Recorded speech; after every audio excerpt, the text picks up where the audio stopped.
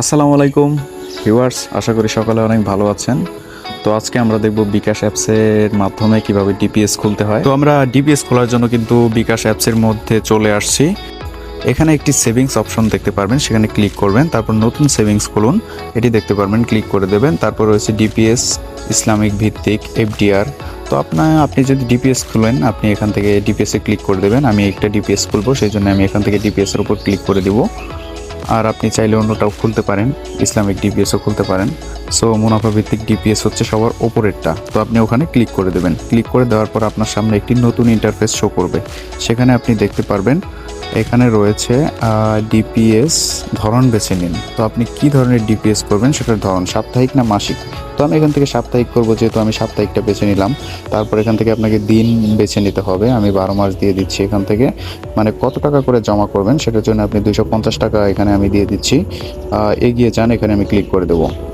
তো এগিয়ে জানি ক্লিক করে দেওয়ার পর এরকম একটি কিন্তু সেভিংস অপশন শো করবে, মানে আইডিএলসি। দেখুন এখানে আইডিএলসি রয়েছে, ব্র্যাক রয়েছে, কোন ব্যাংক আপনাকে কত ইন্টারেস্ট বা কত মুনাফা দিবে সেটা আপনি এখান থেকে চাইলে পড়ে নিতে পারেন। আইডিএলসি সবচেয়ে জনপ্রিয়।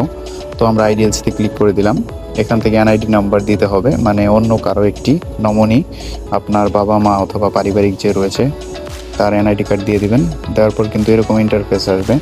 আইডিএলসির পুরো ইয়াটা শো করবে, আপনি কতদিনের জন্য করেছেন, এতদিন পরে কত টাকা সহ আপনি লাভ সহ পাবেন। সো এখানে দেখাবে। তো এটা পড়ে নেওয়ার পরে এগিয়ে যেন ক্লিক করে আপনার বিকাশের যে পিন নাম্বার রয়েছে সেটি আপনি এখানে প্রবেশ করে দেবেন। তো পিন নাম্বার দেওয়ার পরে এখান থেকে পিন কনফার্ম করুন, এখানে ক্লিক করে দেবেন। তারপর আপনাকে দেখাবে সেভিংস করতে ট্যাপ করে ধরে রাখুন। সো আপনি কি করবেন, এখানে সেভিংস এখানে চাপ দিয়ে ধরে রাখবেন, তাহলে কিন্তু আপনার সেভিংসটা খুলে যাবে। তো দেখুন সেভিংস রিকোয়েস্ট করা হয়েছে, আপনাকে কিন্তু মেসেজের মাধ্যমে জানানো হবে। আর তৎক্ষণাৎ একটা মেসেজ আসবে, কনগ্রাচুলেশন, আপনার ডিপিএস হয়ে গেছে। এ ধরনের কিছু মেসেজ আপনার ফোনে চলে আসলে আপনি দেখতে পারবেন যে আপনার ডিপিএসটা হয়ে গেছে।